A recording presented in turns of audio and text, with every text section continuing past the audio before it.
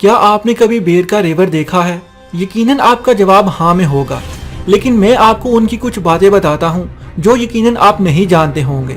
जब शेर या कोई होनहार जानवर बेरों की तरफ बढ़ता है तो ये मुकाबला करने या भागकर जान बचाने की बजाय अपना मुंह पटगंडी में दे देती हैं और समझती हैं कि खतरा टल गया है। दूसरी अहम बात यह है कि बेरें हमेशा अपना सर झुकाए एक दूसरे के पीछे चलती जाती हैं। यही वजह है कि आपने देखा होगा कि एक छोटा सा बच्चा सिर्फ बेर को रास्ता दिखा रहा होता है और पूरा रेवर इस बेर को फॉलो कर रहा होता है।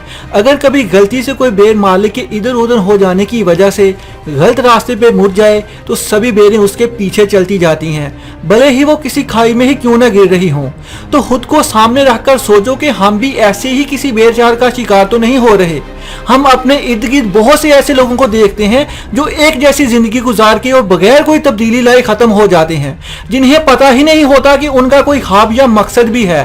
ख्वाब अगर हो भी तो अपनी सुस्ती की वजह से या किस्मत का लिखा समझकर जिंदगी गुजार देते हैं। ऐसे लोगों में कामयाब लोगों को देखकर हसरत जरूर पैदा होती है, लेकिन ये नहीं सोचते कि उन्होंने ख्वाब पूरा करने के लिए कितनी कुर्बानियां दी होंगी या क्या कुछ खोया होगा। खोने से मुराद ये कि अपने सुकून के वक्त को कुर्बान किया होगा, अपने आराम को काम में बदला होगा, अपनी रातों को जाकर गुजारा होगा, नाकामियां देखी होंगी, फिर कहीं जाकर वो कामयाब हुए होंगे।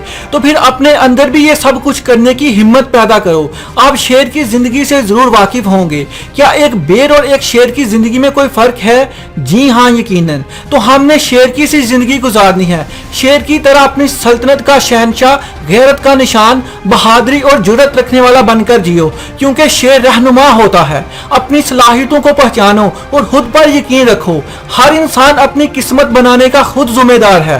फर्क सिर्फ उनमें यह है कि कब वो अपने आप को पहचानते हैं। अपने आप को जिसने पहचान लिया उसने जमाने पर बादशाहियत कर ली।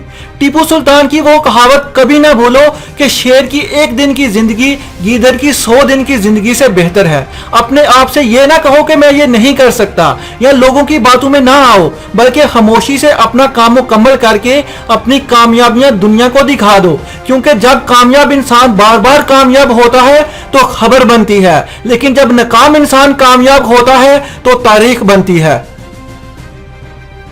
तो फिर बना दो अपना नाम तारीख के पन्नों में। वक्त की परवाह ना करो कि तुम बहुत लेट हो चुके हो। अपने आप को ये यकीन दिला दो कि कामयाबी मेरे लिए ही बनी है।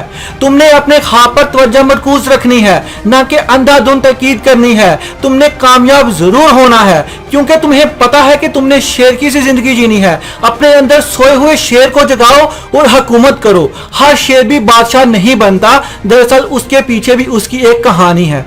शेरनी एक वक्त में 7 बच्चों को जन्म देती है। होना तो ये चाहिए कि ये सब बच जाएं, लेकिन ऐसा होता नहीं। इनमें से अक्सर को दूसरा कोई ताकतवर नर शेर मार देता है, कुछ बीमारी से मर जाते हैं, किसी को दूसरा कोई होनहार जानवर खा जाता है। 2 साल तक बमुश्किल कोई शेर बच पाता है और जिसकी कुव्वत मुदाफित कमजोर होती है वो भी खत्म हो जाते हैं। बच वही पाते हैं जिनमें जीने की ताकत और हिम्मत होती है। अब जो कोई एक आध शेर बच जाता है उसके साथ भी बहुत बुरा होता है। उसको पहले से जंगल में मौजूद कोई जवान शेर अपने इलाके से निकाल देता है, तो ये तनहा रह जाते हैं। फिर भी उनकी सर्वाइवल की जंग जारी रहती है। जो हिम्मत नहीं हारते वो कामयाबी के नजदीक जाने लगते हैं। यहाँ से उनकी बादशाहियत की जंग शुरू होती है। उसे अक्सर लड़ाई का सामना होता है। उसके जिस्म पर पंजों और दांतों के निशान देखे जा सकते हैं। बिला आखिर एक फैसला कन जंग होती है जिसमें सब उसे बादशाह तस्लीम कर लेते हैं। अब ताकतरीन की हुकूमत होती है और सोचें क्या शान होती है उसकी बादशाहियत की। शेर में लीडर वाली खूबियां पाई जाती हैं। शेर जंगल का लंबा तरीन जानवर नहीं है, मोटा तरीन भी नहीं है, लूमड़ी जैसा ज़हीन तरीन भी नहीं है, ज़ुलेखा जैसा लंबा भी नहीं है।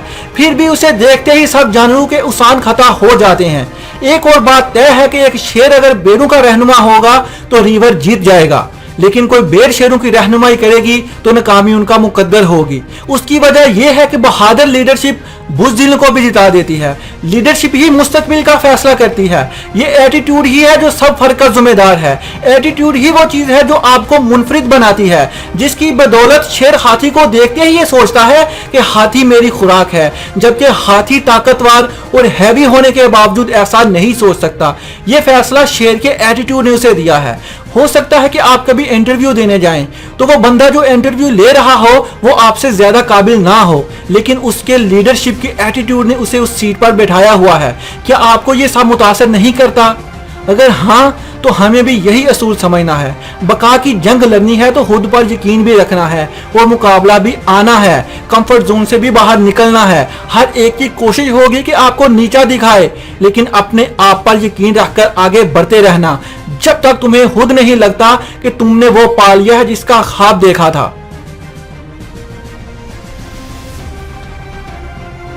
ایک مثال عقاب کی بھی ہے۔ عقاب بھی اپنی سلطنت کا بادشاہ ہے، اس کی بھی اپنی ایک شان ہے۔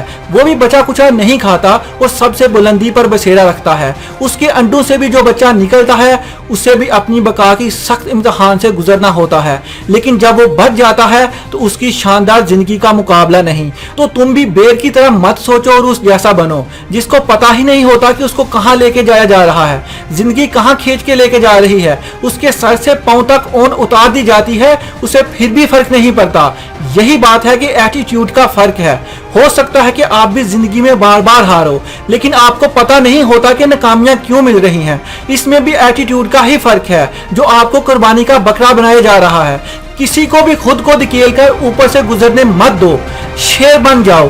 ایسے شیر بنو کہ جو منزل کو پانے کے لیے اترے تو میدان میں مقابلہ کرنے کے لیے کوئی نہ آ سکے۔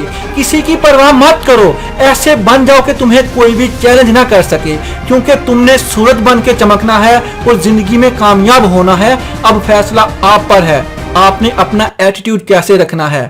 آپ نے حکمرانی کرنی ہے یا محکوم بننا ہے۔